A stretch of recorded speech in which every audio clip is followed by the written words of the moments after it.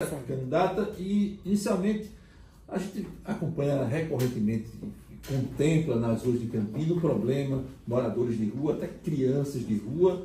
A chapa que a senhora participa tem quais propostas para enfrentar, encarar esse drama social? Exatamente, é um drama que a gente tem visto a olhos vistos, né? Mas para ser mais clara, no dia a dia. Esse problema tem aumentando com o passar do dia a dia. Um quadro clássico foi no dia do debate, promovido no SESC. Estavam lá as torcidas dos candidatos e logo ao lado inúmeras famílias, né, em situação de rua, em situação de vulnerabilidade, as crianças. Então nós temos um planejamento voltado para essa área dessas pessoas que estão em estado de vulnerabilidade. É interessante, é importante a gente pontuar que como nós não tivemos aquele período de pré-campanha que os outros candidatos tiveram, foi algo atípico que aconteceu comigo e com Bolinha de estarmos nesse pleito, nós estamos, durante a nossa campanha, mais ouvindo do que falando, né? Ouvindo realmente o clamor da população, ouvindo as principais deficiências, para a partir de então a gente realmente fazer um planejamento sério, né, com uma gestão que funcione de verdade.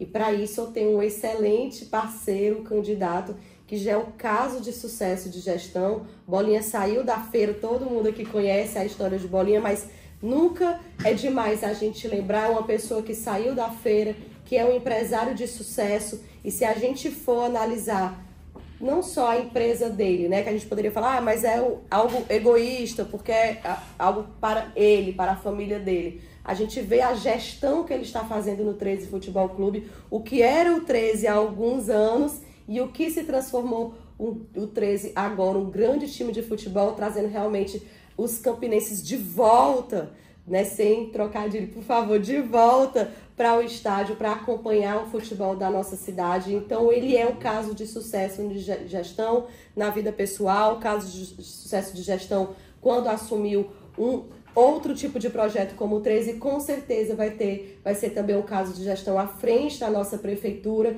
Está no nosso planejamento tirar as pessoas dessa situação de vulnerabilidade, principalmente as mães e as crianças. A gente tem um olhar diferenciado para as crianças. Quando me perguntam, por que você aceitou esse convite? Você, né, já tem seu consultório, você é bem-sucedido na sua profissão, tem 2 filhas para criar.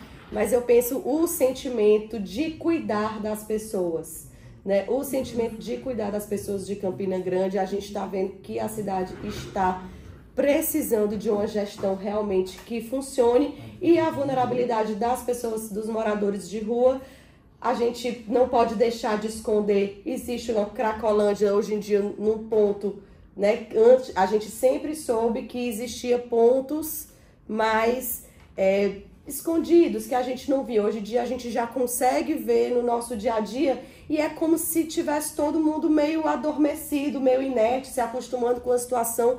Eu não me acostumo com esse tipo de situação. Para ficar bem claro, essa atipicidade que a senhora falou na candidatura fez com que até agora, de forma positivada, ainda não houvesse as propostas para esse segmento. Nós temos propostas, mas tudo vai ser baseado em planejamento. Até a gente não tem números exatos. E aí eu tô falando das pessoas que vivem em situação de rua, mas também eu tô falando na nossa saúde, por exemplo. Os números que a gente tem, eu poderia chegar aqui e dizer, eu vou pegar X pessoas que estão em situação de vulnerabilidade, vou alocar no canto tal. Eu estaria sendo leviana. A gente sabe que nós temos números maquiados na nossa cidade. E não só maquiados para um lado, para outro também. Quem é oposição superestima, quem é da situação subestima os números quando eles não lhes são convenientes. Então a gente sabe, isso é claro, é notório, que existem números, dados que são maquiados. E a gente só vai saber realmente a real dimensão dos problemas de Campina Grande durante o governo de transição, depois que a gente vencer esse pleito, mas principalmente em janeiro de 2025, nós vamos mostrar os números de verdade da nossa cidade, principalmente os números da nossa saúde. Doutora, a senhora esteve recentemente com o ex-presidente Jair Bolsonaro. Caso a sua chapa seja eleita aqui em Campina Grande, o que a senhora vai trazer do governo de Jair Bolsonaro para Campina principalmente na questão da saúde? Bom, eu estive antes de ontem com ele, né? É importante a gente pontuar que nós somos a única candidatura de direita na nossa cidade atualmente nesse pleito. É uma candidatura que ela surgiu de forma atípica, porque realmente foi uma demanda da Executiva Nacional do nosso partido, foi uma demanda do presidente Bolsonaro, ele precisava ser representado na nossa cidade, nós somos os representantes dele. Eu fui fazer uma visita, a gente foi conversar sobre alguns projetos que nós temos e tive a oportunidade também de conversar, sentei com a primeira-dama Michele, por um longo período, inclusive traremos em breve boas novidades para Campina Grande relacionado a ela, em relação a não só à saúde, mas em relação a todo o governo Bolsonaro. A gente tem que valorizar o que ele fez na gestão dele. Eu, por exemplo, domino muito bem a área de saúde, mas a gente sabe que tem outras pessoas que dominam muito bem a área de infraestrutura, muito melhor do que eu. Então, qual é o modelo que nós vamos seguir, Arthur Bolinha e eu, e que é baseado e que é seguindo o exemplo do presidente Bolsonaro?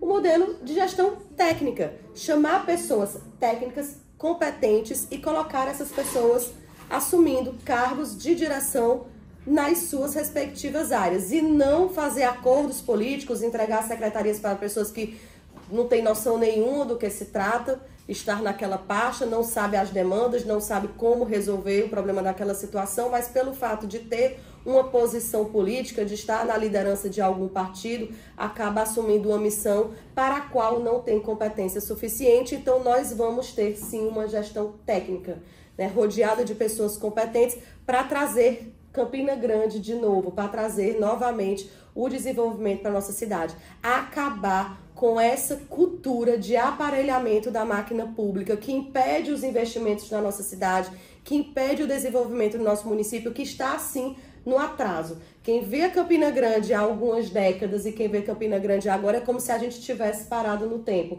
Ontem o Deltan Dallagnol estava aqui participando do primeiro seminário do Conservador de Campina Grande, ele falou algo que me marcou muito. As pessoas que estavam lá, eu vi muitas pessoas emocionadas, e uma das coisas que me marcou é que ele comparou Campina Grande com Buenos Aires, que é uma cidade que tem prédios maravilhosos, que tem uma história por trás, que mostra que já foi uma grande cidade, mas que está meio que parada, estagnada no tempo.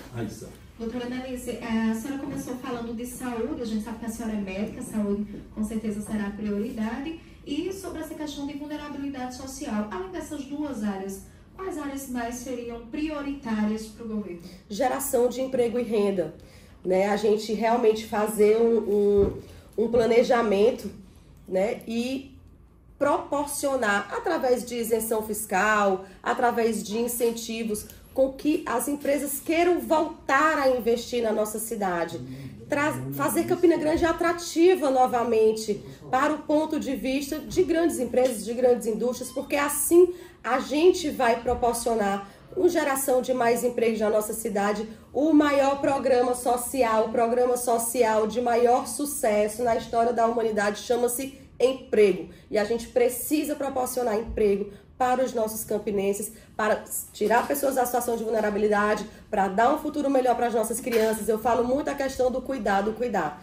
Eu quero olhar para aquela mãe e garantir, olhando no olho dela, que ela vai sair para trabalhar e o filho dela vai estar sendo bem cuidado numa creche, numa escola, vai ter uma alimentação adequada, vai ter uma educação de qualidade. A gente tem os índices de queimadas aqui, uma cidade do lado da gente, com índice na educação que são espetaculares, exemplo para toda a região, né? Então, realmente, eu quero que essa mãe tenha a segurança que o filho dela ele vai escolher a profissão que ele quiser, porque nós vamos proporcionar isso para ele com a educação de qualidade.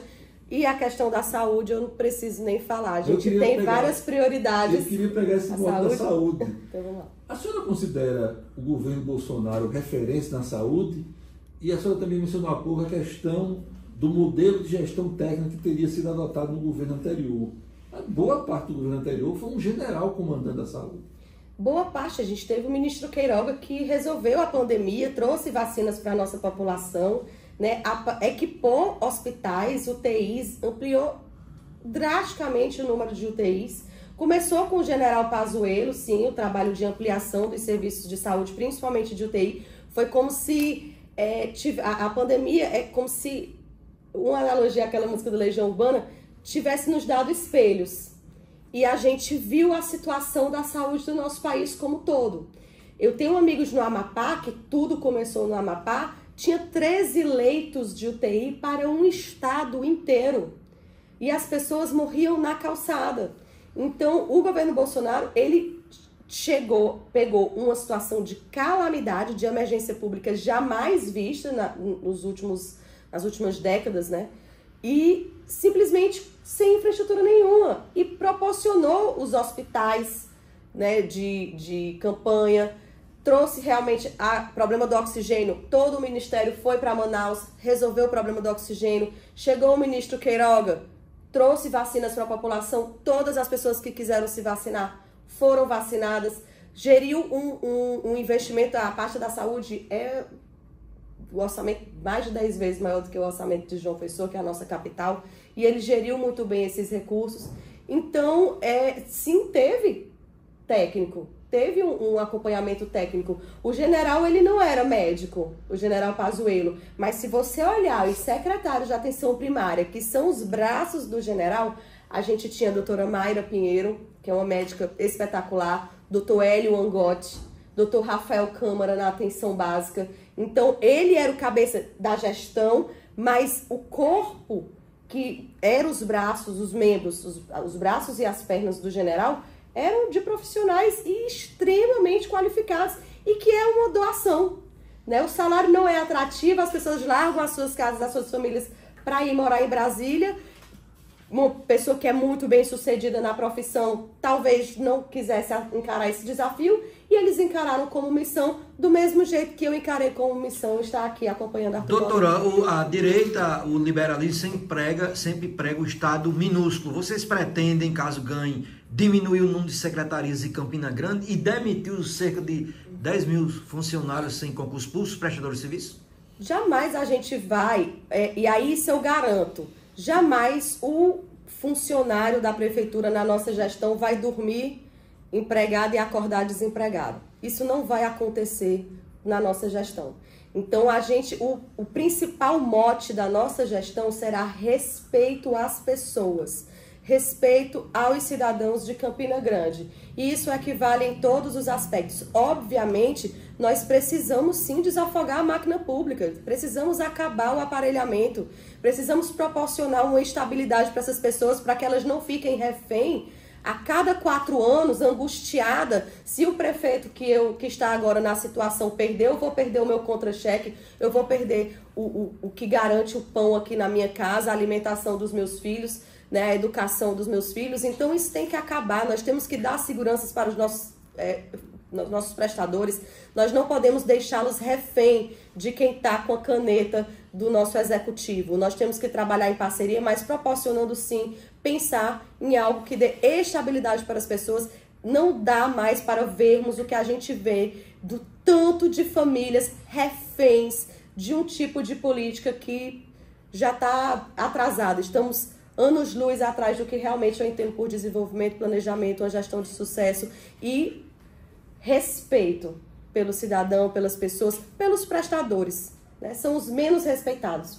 Candidato, só tem um pouco mais de um minuto aí para as suas considerações finais com os ouvintes. Bom, então, mais uma vez, reiterar que a nossa candidatura ela partiu de um sentimento de vácuo que estava existindo na nossa cidade em relação ao eleitor conservador, ao eleitor de direita. Vocês sabem, não é segredo para ninguém, minha relação com o presidente Bolsonaro, o meu viés conservador, os valores que eu acredito que são inegociáveis: Deus, pátria, família, liberdade. Eu não tenho medo do sistema, eu encaro o sistema de frente, eu me coloquei à disposição, né, abrindo mão de muita coisa da minha vida pessoal, porque eu encarei essa candidatura realmente como uma missão. Eu quero cuidar das pessoas de Campina Grande. Eu acho que chegou a hora de Campina Grande dar oportunidade para si de ter uma gestão de verdade. O nome desse gestor é Arthur Bolinha, ele já provou do que era capaz. Eu acho que está na hora dele ter a chance de administrar a nossa cidade. Com certeza vai ser